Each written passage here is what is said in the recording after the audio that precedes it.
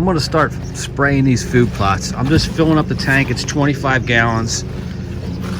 And I'm just gonna use a 32-ounce fast food container and put my glyphosate inside here. So I figure 3 ounces per gallon.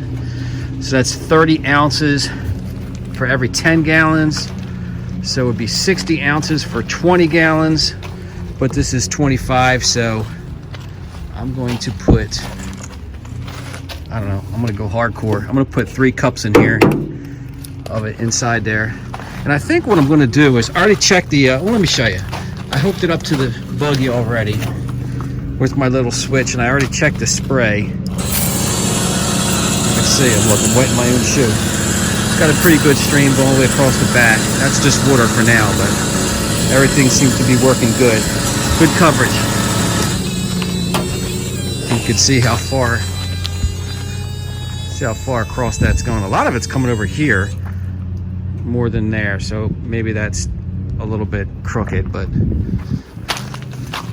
it'll work. So what I'm going to do is look at the road. Look at all the dandelions on the road here, taking over all the rocks. So I'm just going to drive down the road.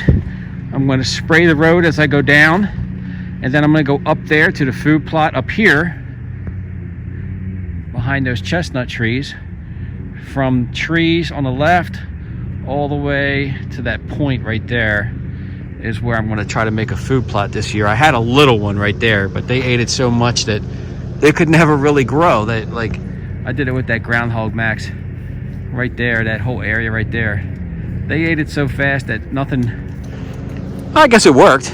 It did what it was supposed to do. It was feeding them and they were coming to it. So, and I shot a buck right there, and Jim missed a buck way down there. So this past hunting season last year was doing it, everything worked out well. So after I do that, I'm going to drive all the way back through the woods to our little field that we got way back there, and I'm going to spray that one while we got nice blue skies today. So one of the things I did here is this nozzle, I closed it. That goes to the boom sprayer. This one is bypass. Of course, this is your wand. That doesn't need one because that's operated by the handle of the wand, so that doesn't need a switch. But this is on, the bypass. The boom is off, and when I click it on, I think what it does is it stirs it up for you. So let's hit this. Yeah, it's mixing it up inside there. So there's like 2. She's running right now, and it's stirring it all up for us. So here's the area I frost seeded. Was it back in February or March? I don't even remember. But there is a lot of clover mixed in there, but there's also a lot of junk. A lot of weeds mixed in this stuff. You can see all the clover.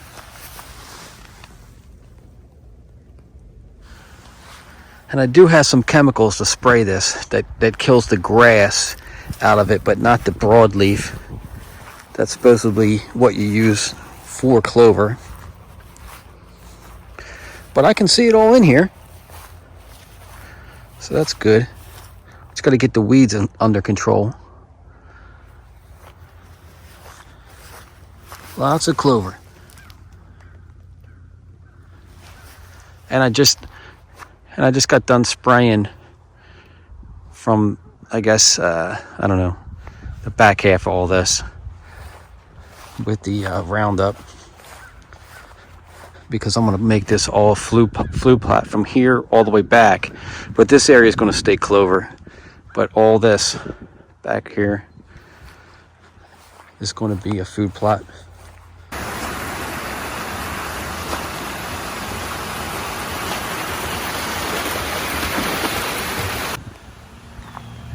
All right, you ready for this one? Look at this. Now what? Right from the road, you can see all the way up.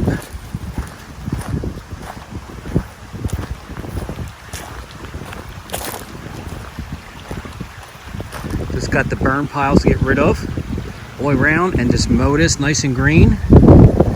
There's a couple more shrubs I want to take out here, but all the big stuff, still got to get rid of that log right there.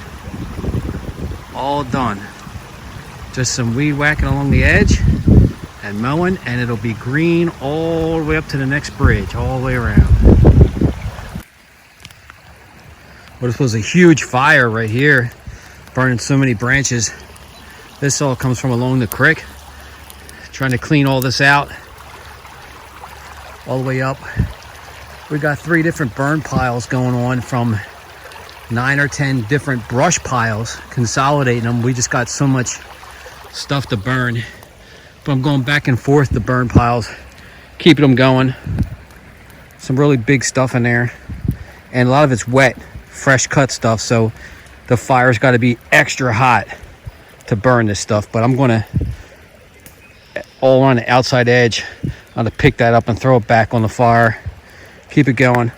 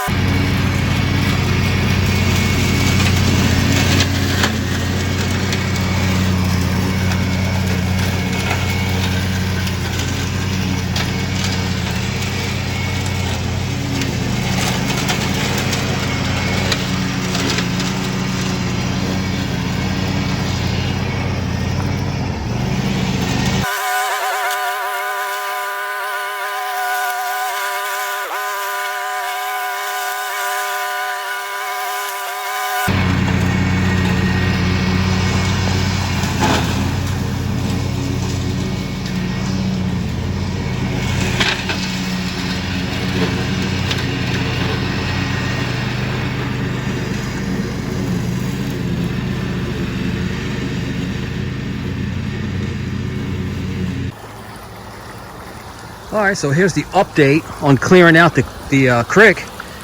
When we first got this property, this is pretty much the only place you could get to the water. It's right by the outlets over top of the bridges. And I actually had to cut some branches here just to let the dogs get in. But we've been clearing it out. So let's just go. I left single trees because the deer seemed to rub on them walking along the stream. But you couldn't even see this. You couldn't even see the stream. I'm gonna try to, I'll put in a little segment of me mowing when we first got this property, what this creek looked like. I was doing some bush hogging, and this stuff was as high as the top of the tractor. Well, I'm doing some extreme bush hogging. We've got a nice area down a little stream. It's down the hill, down a little embankment, but this is all overgrown, and the dogs want to walk down to this creek here. So I'm on the tractor, and I'm trying to make a trail as close as I can to this bank without falling over. That's about a 3-foot drop down that edge. I'm going to try to sweep it right next to this clump of trees right here, and see if I can turn and get up that hill. I don't know, we'll see.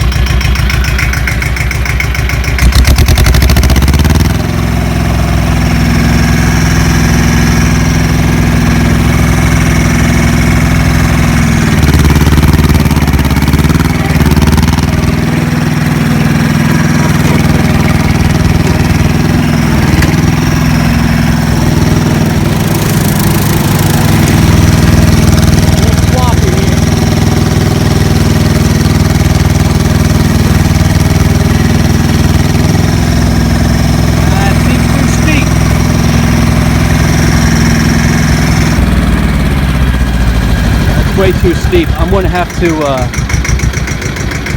maybe I can cut through here on an angle, but that looks like right there might be a runoff to feed into the creek, so I can't cross there. I got to get up right here somewhere, but I'm gonna go around back through here, come around, and then I'll see if I can push my way right down here. I took down some really big trees, but there are some some really nice banks now. And today I actually saw ducks, and this morning we're circling the main creek and making a loop, and then coming all the way around and going over this stream all the way back down. So now they can actually see this little stream here. It interests them, so they're going to come check it out after this is real cleared out. We got our burn piles all consolidated. They're almost out. We cleared out a lot of stuff. Here's another burn pile going on down here. We had 10 different brush piles, and after I got the fire started, we were just dragging them from one pile onto the burn pile instead of having multiple burn piles.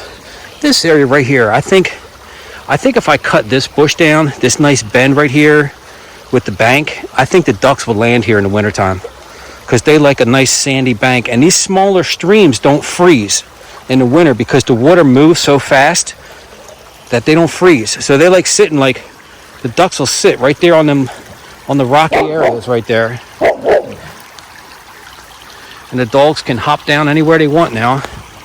This is another nice spot. Look at this. See all the rocks? Like once this is raked out right here, this will be a nice rock bar right here.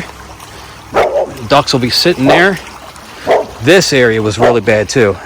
This was actually a swamp right here. And just from cutting, look at all the stumps. They're everywhere. Little stumps of pockets of willow trees.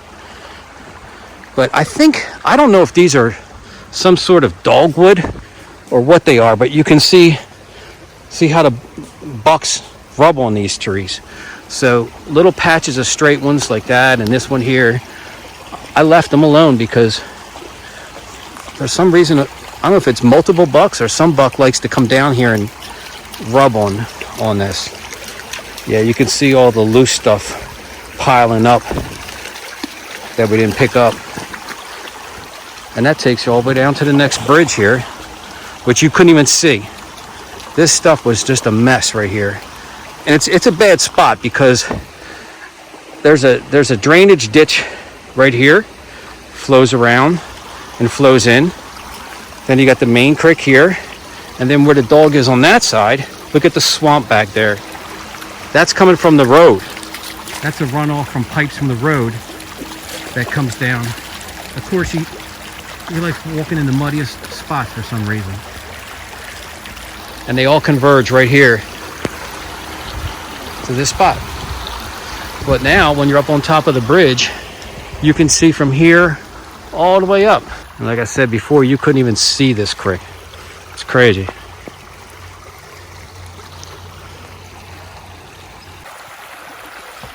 Check it out.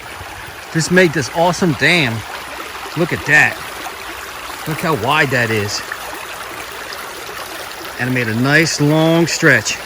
Now right in front of that dam, right in there, it's probably like 1.5 feet deep. And then it kind of thins out where it gets wide right here. It's deep on that side, but thin here. But this sandbar from like this rock bar, I need to pull it out of there and up against this grass bank. And I dam this up here. I made a really wide dam here against that tree stump sticking out. And it created a 2-foot hole right there. From back here, all the way up. And it was just a little circle, but because the water's backed up, it goes deep all the way back to here now.